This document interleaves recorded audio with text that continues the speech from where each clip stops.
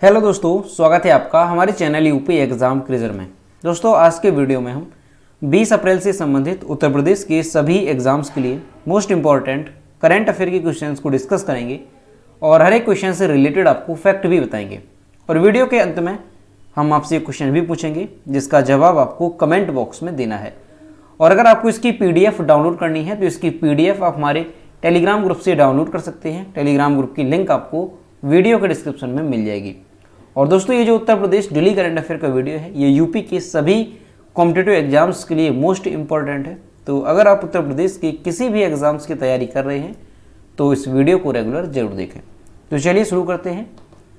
आज का सेशन शुरू करने से पहले हम कल के क्वेश्चंस का रिवीजन करेंगे। कल का पहला क्वेश्चन है, उत्तर प्रदेश के किस जिले में नए तराई हाथी रिजर्व की स्थापना की जा रही है? इसका जो करेक्ट आंसर है वो है option number C, Lakhimpur Kheri में। अगला क्वेश्चन है, उत्तर प्रदेश के किस जिले के प्रत्येक तीर्थ स्थल पर पर्यटक सुविधा केंद्र बनाए जाएंगे? तो इसका जो करेक्ट आंसर है वो है ऑप्शन नंबर ए, मथुरा में। और दोस्तों, उत्तर प्रदेश करंट अफेयर की लास्ट 1 ईयर की यानी साल 2021 की अगर आपको PDF डाउनलोड करनी है तो इसकी लिंक आपको वीडियो के डिस्क्रिप्शन में मिल जाएगी। वहां से आप इस PDF को डाउनलोड कर सकते हैं। इस PDF में हमने जनवरी से लेकर के दिसंबर 2021 तक के उत्तर प्रदेश करंट अफेयर की सभी इंपोर्टेंट क्वेश्चंस को विस्तार पूर्वक बताया है। और दोस्तों, इसके साथ ही अगर आपको मार्च 2022 मंथ की जो उत्तर प्रदेश करंट अफेयर की PDF है इसे डाउनलोड करना है तो इसकी लिंक भी आपको वीडियो के डिस्क्रिप्शन में मिल जाएगी। तो वहाँ से आप ये दोनों PDF डाउनलोड कर सकते हैं। और दोस्तों, ये जो PDF ई बुक है इसमें हमने करंट अफेयर के साथ साथ यूपी GK के जो इंपॉर्टेंट टॉपिक हैं उनको भी कवर किया है। और दोस्तों, इसे डाउनलोड करने में अगर कोई प्रॉब्लम होती है तो साइट पर आपको WhatsApp नंबर और ईमेल मिल जाएगा जिस पर आप कॉन्टैक्ट कर सकते हैं। अगला क्वेश्चन है, हाल ही में किस शहर को कोरोना काल में बेहतर कोविड प्रबंधन के लिए कोविड इनोवेशन अवार्ड से सम्मानित किया गया? इसका जो करेक्ट आंसर है वो है ऑप्शन नंबर सी, बनारस, जो कि उत्तर प्रदेश में है। अगला क्वेश्चन है, विश्व हीमोफीलिया दिवस कब मनाया जाता है? तो विश्व हीमोफीलिया जो दिवस है वो हर साल 17 अप्रैल को मनाया जाता है। अगला क्वेश्चन है, विश्व विरासत दिवस यानी वर्ल्ड हेरिटेज डे ये कब मनाया जाता है? तो ये जो है 18 अप्रैल को मनाया जाता है, यानी ऑप्शन नंबर बी यहाँ पे करेक्ट होगा।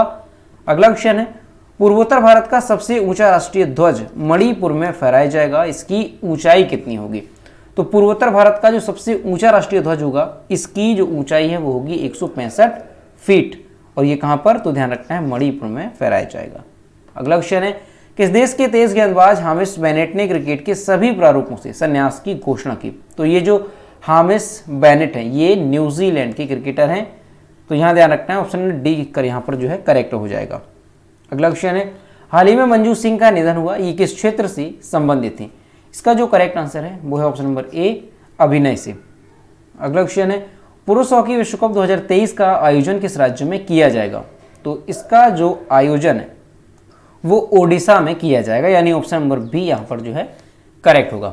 तो दोस्तों, ये थे कल के क्वेश्चंस जिसका हमने रिवीजन किया। अब हम शुरू करते हैं आज का सेशन। आज का पहला क्वेश्चन है, श्रमिकों की बेटियों की शादी में अब उत्तर प्रदेश सरकार द्वारा दिए जाने वाले शगुन की राशि क्या होगी? इसका जो करेक्ट आंसर है वो है ऑप्शन नंबर ए, 1 लाख रुपए।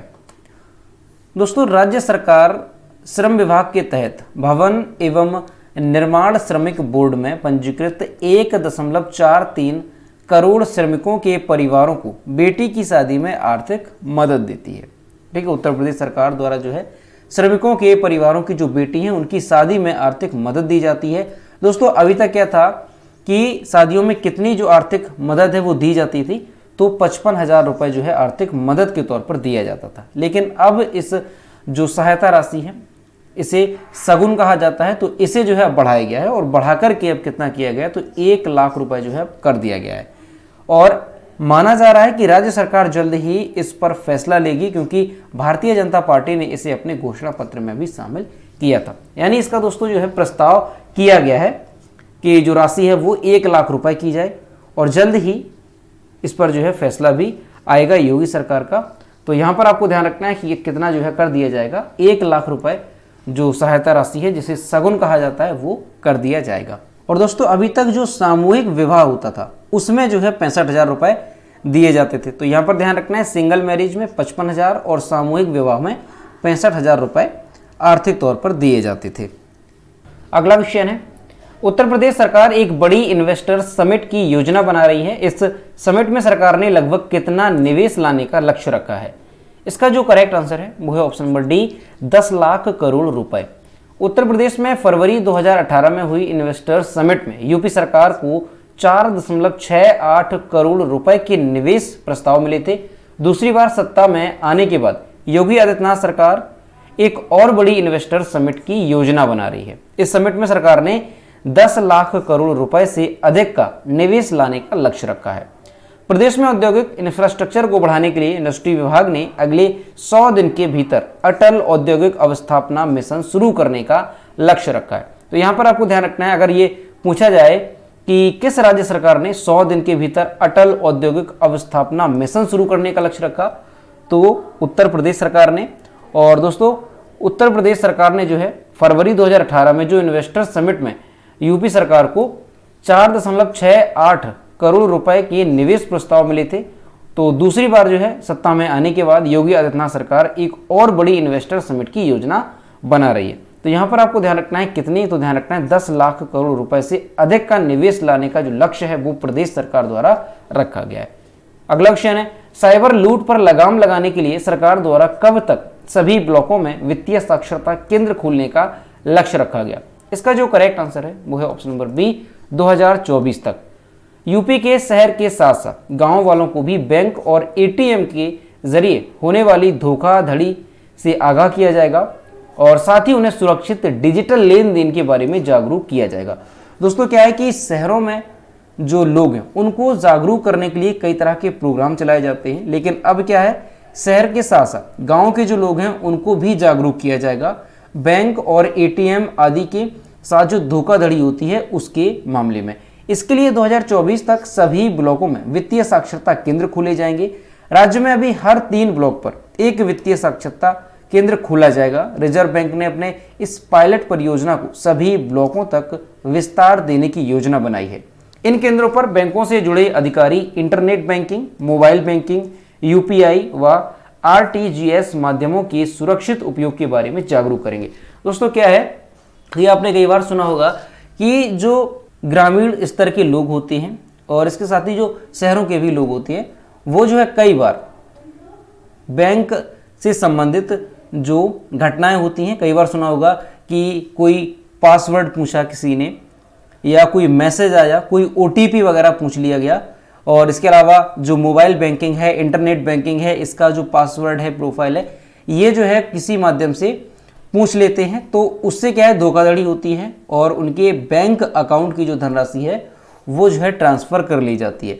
तो इस तरह से जो शहर के लोग हैं उन्हें जागरूक किया जाता है पहले से ही, और वो काफ़ी जागरूक भी है। लेकिन जो ग्रामीण स्तर के लोग हैं उन्हें जो है इसके बारे में कम जानकारी है।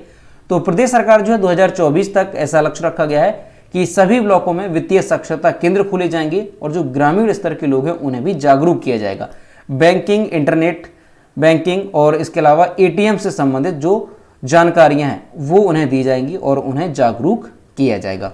तो ध्यान रखना है कि 2024 तक जो है सभी ब्लॉकों में उत्तर प्रदेश में वित्तीय साक्षरता केंद्र खोले जाएंगे। किसके लिए? तो बैंक और एटीएम आदि के जरिए उन्हें जो है जागरूक करने के लिए ये खोले जाएंगे। अगला क्वेश्चन है, देश में अगले थल सेना प्रमुख के रूप में किसे नियुक्त किया जाएगा? इसका जो करेक्ट आंसर है वो है option number A, Manoj Pande. यहाँ पर इमेज में देख सकते हैं, ये मनोज पांडे हैं और इन्हें जो है देश में अगले थल सेना प्रमुख के रूप में नियुक्त किया जाएगा। लेफ्टिनेंट जनरल मनोज पांडे देश के अगले थल सेना प्रमुख होंगे।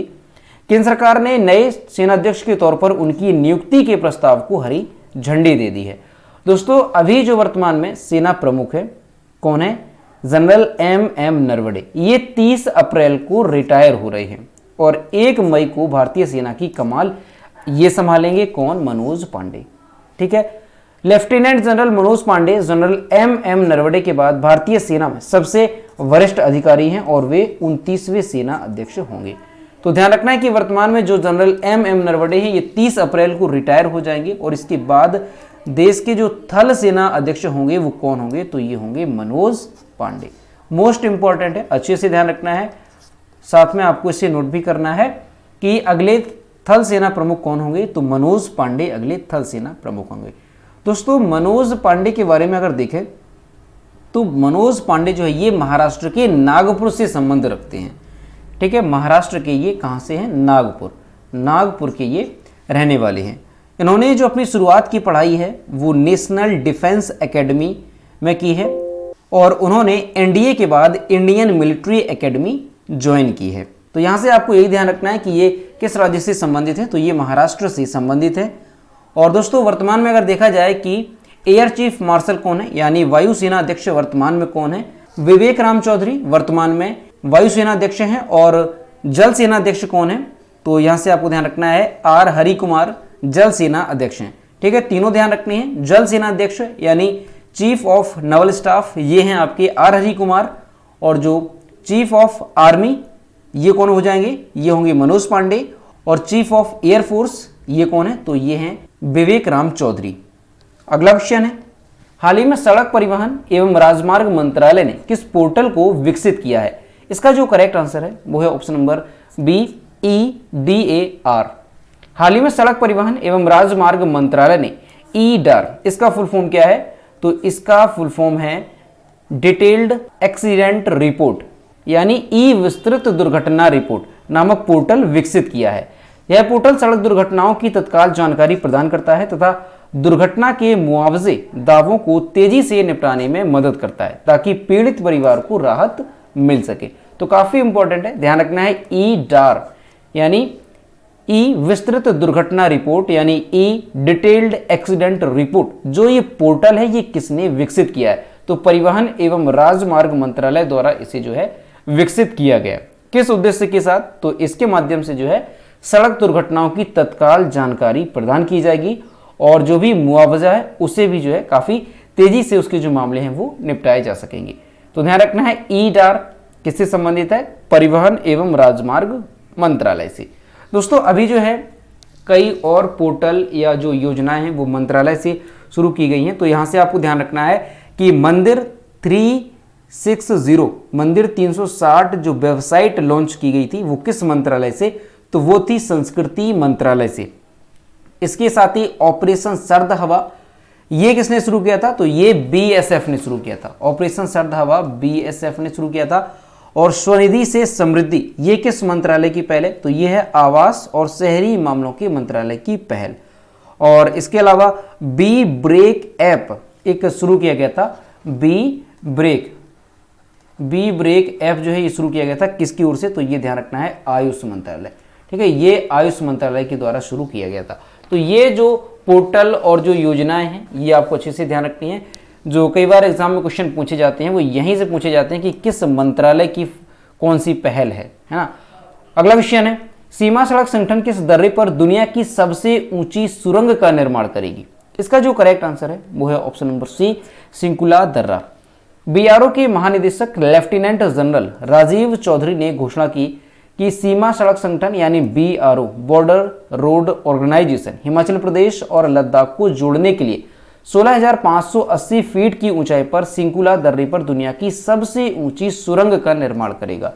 BRO इस साल जुलाई तक हिमाचल प्रदेश को लद्दाख में जंस्कार घाटी तक जोड़ने वाली सुरंग का निर्माण शुरू करेगा। उन्होंने कहा कि केंद्र ने इस महत्वाकांक्षी परियोजना को पूरा करने के लिए एक प्रोजेक्ट है, किस नाम से? प्रोजेक्ट योजक नाम से इसे जो है लागू किया है। दोस्तों ये क्वेश्चन मोस्ट इंपॉर्टेंट है, अच्छे से ध्यान रखना है। आने वाले एग्जाम में क्वेश्चन पूछा जा सकता है कि दुनिया की सबसे ऊंची सुरंग का निर्माण जो है वो कौन करेगा? तो सीमा सड़क संगठन यानी BRO कहां पर की जाएगी? तो सिंकुला दर्रे पर किया जाएगा। और अगर आपसे राज्य पूछा जाए तो हिमाचल प्रदेश राज्य होगा। ठीक है, तो अच्छे से ध्यान रखना है कितनी ऊंचाई पर है? 16,580 फीट की ऊंचाई पर है। और ये किसे जोड़ेगा? तो हिमाचल प्रदेश और लद्दाख को ये सुरंग जोड़ेगी। अच्छे से ध्यान रखना है प्रोजेक्ट भी कि किस प्रोजेक्ट को जो है BRO ने लागू किया है इसके लिए? तो प्रोजेक्ट योजक को जो है BRO ने लागू किया है। दोस्तों हिमाचल प्रदेश से कुछ इंपॉर्टेंट क्वेश्चन देखेंगे कि देश की पहली स्नो मैराथन का आयोजन जो है ये कहां पर किया गया? तो हिमाचल प्रदेश में किया गया है। और हिमाचल प्रदेश में कहां पर? लाहौल घाटी के सिस्मू में। ध्यान रखना है लाहौल घाटी के सिस्मू में, ध्यान रखना है लाहौल घाटी के सिस्मू में। अगला क्वेश्चन है कि अटल सुरंग, इसका जो पुराना नाम है वो रोहतांग सुरंग था, ये कहां पर है? तो ये भी कहां पर है? हिमाचल प्रदेश में है, ये भी हिमाचल प्रदेश में है। और अगला आपको ध्यान रखना है राष्ट्रीय उद्यान हिमाचल प्रदेश से संबंधित पिलघाटी राष्ट्रीय उद्यान और ग्रेट हिमालयन राष्ट्रीय उद्यान, ये प्रमुख राष्ट्रीय उद्यान है कहां के? हिमाचल प्रदेश के। अगला क्वेश्चन है विश्व बैंक की रिपोर्ट के अनुसार भारत में 2011 से 2019 के बीच अत्यधिक गरीबी में कितने प्रतिशत की गिरावट हुई? इसका जो करेक्ट आंसर है वो है ऑप्शन नंबर ए 12.3% की। विश्व बैंक नीति अनुसंधान कार्य पत्र के अनुसार भारत में अत्यधिक गरीबी दर 2011 में 22.5% से गिर करके 2019 में 10.2% हो गई। यानी देश में 2011 से 2019 के बीच में जो गरीबी दर है वो 12.3% गिरी है। ग्रामीण क्षेत्रों में गिरावट शहरी क्षेत्रों की तुलना में बहुत अधिक थी, जहां ग्रामीण क्षेत्रों में अगर देखा जाए तो गरीबी 14.7% अंक की कमी आई है और जो शहरी क्षेत्र है वहां पर 7.9% अंक की गिरावट आई है। तो यहां से आपको ध्यान रखना है कि देश में 2011 से 2019 के बीच जो गरीबी प्रतिशत है वो कितने प्रतिशत की गिरावट आई है? तो 12.3% की गिरावट आई है देश में गरीबी की संख्या में। अब दोस्तों अगर विश्व बैंक की बात की जाए तो विश्व बैंक की जो स्थापना है वो कब हुई? तो ध्यान रखना है 1944 में जो है विश्व बैंक की स्थापना हुई, विश्व बैंक की। और विश्व बैंक का हेडक्वार्टर कहां पर है? तो वॉशिंगटन डीसी में विश्व बैंक का हेडक्वार्टर है। विश्व बैंक के वर्तमान में अध्यक्ष कौन है? तो डेविड रॉबर्ट मालपास वर्तमान में विश्व बैंक के अध्यक्ष हैं। और विश्व बैंक के सदस्य देश कितने हैं? तो ये आपको अच्छे से ध्यान रखना है, सदस्य देश हैं 189 और इसमें भारत भी शामिल है। ठीक है, ध्यान रखना है भारत सहित 189 सदस्य देश हैं विश्व बैंक के। अगला क्वेश्चन है हाल ही में प्रफुल्ल कर का निधन हुआ, ये किस क्षेत्र से संबंधित है? इसका जो करेक्ट आंसर है वो है ऑप्शन नंबर डी, गायकी से ये संबंधित है। और यहां पर इमेज में देख सकते हैं ये थे प्रफुल्ल कर जिनका हाल ही में निधन हुआ।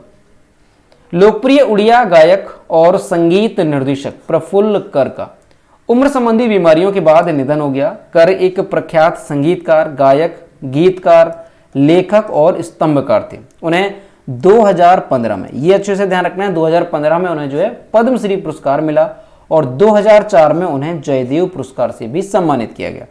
और दोस्तों इन्हें जो है लगातार 6 बार, कितनी बार? 6 बार इन्हें जो है राज्य फिल्म पुरस्कार से भी सम्मानित किया गया था।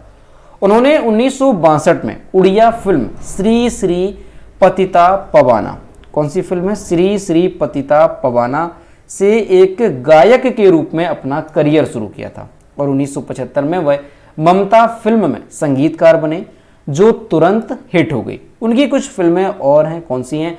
तो बतीघरा, शेषा श्रावण, सिंदूरा बिंदु, बंधु महंती, बलिदान और राम बलराम, ये इनकी कुछ प्रमुख फिल्में हैं। तो ये जो है काफ़ी लोकप्रिय उड़िया गायक थे और काफ़ी चर्चित भी थे। तो इनका नाम आपको ध्यान रखना है प्रफुल्ल कर, इनका हाल ही में निधन हो गया है। इनसे संबंधित ये ध्यान रखना है कि 2015 में इन्हें पद्म श्री पुरस्कार से नवाजा गया और इनकी जो पहली फिल्म थी जिसमें इन्होंने गायक के रूप में अपना करियर शुरू किया तो वो थी श्री श्री पतिता पवाना 1962 की। अगला क्वेश्चन है किसके द्वारा लिखित the boy who wrote a constitution शीर्षक से एक नई बाल पुस्तक का विमोचन किया? इसका जो करेक्ट आंसर है वो है ऑप्शन नंबर ए, राजेश तलवार। डॉक्टर बी आर अम्बेडकर की 131वीं जयंती के अवसर पर राजेश तलवार द्वारा लिखित the boy who wrote a constitution a play for children on human rights नामक एक नई पुस्तक जो भीमराव रामजी अम्बेडकर के बचपन की अपनी यादों पर एक तथ्य आधारित नाटक है, इसका विमोचन किया। ये पोनी टेल बुक्स द्वारा प्रकाशित किया गया है। तलवार की लिखी किताबों में कुछ और किताबें हैं तो वो भी आपको ध्यान रखनी है। The vanishing of Subhash Bose, Gandhi, Ambedkar और 4 लेग्ड स्कॉर्पियन और औरंगजेब, ये कुछ पुस्तकें हैं किसकी? राजेश तलवार द्वारा लिखित। दोस्तों ये जो पुस्तक है जो हाल ही में लॉन्च की गई है the boy who wrote a constitution, तो ये जो है बच्चों को अंबेडकर के चुनौतीपूर्ण बचपन और बड़े होने के वर्षों के बारे में बताती है, जिन्होंने भारत का संविधान लिखा था और भारत के पहले कानून मंत्री भी बने थे। तो ध्यान रखना है डॉक्टर बी आर अम्बेडकर के जीवन पर आधारित है ये पुस्तक। नाम क्या है? The boy who wrote a constitution, a play for children on human rights. इसके लेखक कौन है? ध्यान रखना है, राजेश तलवार। और इसे कब लॉन्च किया गया? तो बाबा साहेब अम्बेडकर की 131वीं जयंती के अवसर पर इसे लॉन्च किया गया। अगला क्वेश्चन है, हाल ही में किसने 12वीं सीनियर पुरुष राष्ट्रीय हॉकी चैंपियनशिप जीती? इसका जो करेक्ट आंसर है वो है ऑप्शन नंबर बी, हरियाणा ने। हरियाणा फाइनल में विनिमय समय पर 1-1 से समाप्त होने के बाद शूट आउट में तमिलनाडु को 3-1 से हराकर 12वीं सीनियर पुरुष राष्ट्रीय हॉकी चैंपियनशिप के चैंपियन के रूप में उभरा। यानी जो हरियाणा है इसने तमिलनाडु को आखिरी मैच में हराया। टूर्नामेंट 6 से 17 अप्रैल 2022 तक भोपाल मध्य प्रदेश में आयोजित किया गया था। हरियाणा ने 2011 के बाद पहली बार ट्रॉफी जीती। कर्नाटक ने तीसरे चौथे स्थान के वर्गीकरण मैच में महाराष्ट्र को 4-3 से हराया। तो दोस्तों ध्यान रखना है आपको यहां से कि 12वीं सीनियर पुरुष राष्ट्रीय हॉकी चैंपियनशिप के विजेता के रूप में कौन आया? तो हरियाणा जो है ये विजेता रहा। किसको हराया? तो तमिलनाडु को 3-1 से इसने हरा दिया है। दोस्तों हरियाणा से संबंधित आपको कुछ मोस्ट इंपॉर्टेंट क्वेश्चन ध्यान रखने हैं। कौन कौन से? देखिए, भारत का पहला विश्व शांति केंद्र ये कहां पर स्थापित किया गया? तो हरियाणा के गुरुग्राम में। कहां पर? हरियाणा के गुरुग्राम में स्थापित किया गया। भारत का पहली हेली हब जो है ये कहां पर स्थापित किया गया? तो भारत का पहला हेली हब ये भी हरियाणा के गुरुग्राम में, हरियाणा के गुरुग्राम में स्थापित किया गया। भारत का पहला ग्रेन एटीएम यानी अनाज का जो एटीएम आया था कि जो राशन वितरण है वो ग्रेन एटीएम के माध्यम से लोगों को किया जाएगा हरियाणा में, तो ये भी कहां पर स्थापित किया गया? ये भी गुरुग्राम में स्थापित किया गया। और यहां से ध्यान रखना, अगर पूछा जाए कि किस राज्य में, तो आपका आंसर होगा हरियाणा में पहली बार जो है इस तरह का एटीएम स्थापित किया गया। मातृशक्ति उद्यमिता योजना ये किस राज्य से संबंधित है? तो ये भी हरियाणा से संबंधित है। और मुख्यमंत्री बागवानी बीमा योजना ये भी हरियाणा से संबंधित है। ठीक है, तो ये सारी चीजें हरियाणा से रिलेटेड अच्छे से ध्यान रखनी है। तो दोस्तों ये थे 20 अप्रैल से संबंधित उत्तर प्रदेश के सभी एग्जाम्स के लिए मोस्ट इंपॉर्टेंट करंट अफेयर के क्वेश्चन जो कि हमने डिस्कस किए।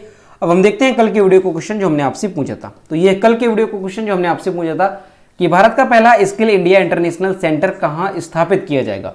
इसका जो करेक्ट आंसर था वो ऑप्शन नंबर ए था, ओडिशा। और लगभग सभी स्टूडेंट्स ने इसका सही जवाब किया। और मैं आपसे हर रोज कहता हूं कि जो भी क्वेश्चन आपसे पूछा जाए तो सभी लोग क्वेश्चन का आंसर जरूर किया करो। तो ये है आज का क्वेश्चन, हाल ही में किस राज्य में दृष्टिबाधित लोगों के लिए भारत का पहला इंटरनेट रेडियो अक्ष के नाम से लॉन्च किया गया? ऑप्शन नंबर ए है महाराष्ट्र, बी है तमिलनाडु, सी है हरियाणा और डी है उत्तर प्रदेश। तो इसका जो भी करेक्ट आंसर है वो आपको कमेंट बॉक्स में बताना है।